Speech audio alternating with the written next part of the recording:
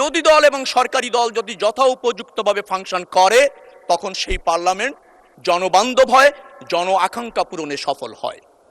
আমরা দেখতে পাচ্ছি বিরোধী দলের সংসদ সদস্যরা কোন বিধিতে কি বলতে হয়, কি করতে হয়, অথবা কোন ইস্যুতে সোচ্চার হতে হয়, অথবা কোনটি জাতীয় স্বার্থ, কোনটি সামষ্টিক স্বার্থ, অথবা কোথায় বিরোধিতা করতে হয়, কতটুকু করতে হয়, সে ব্যাপারে যথাযথভাবে ফাংশন করতে কোনো সময় ব্যর্থ হচ্ছেন। মাননীয় বিরোধী দলীয় সংসদ সদস্য এখানে আছেন, আমি তাকে কারাগারে দেখেছি।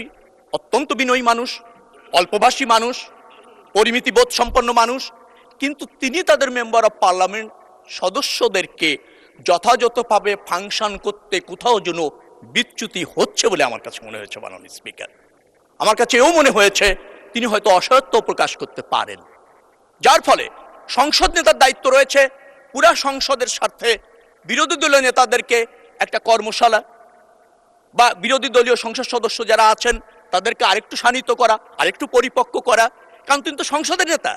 অতএব মাননীয় প্রধানমন্ত্রী এই পদক্ষেপ যদি নেন, জাতির বৃহত্তর সাথে সেটা কাজ করবে বলে আমি মনে করি।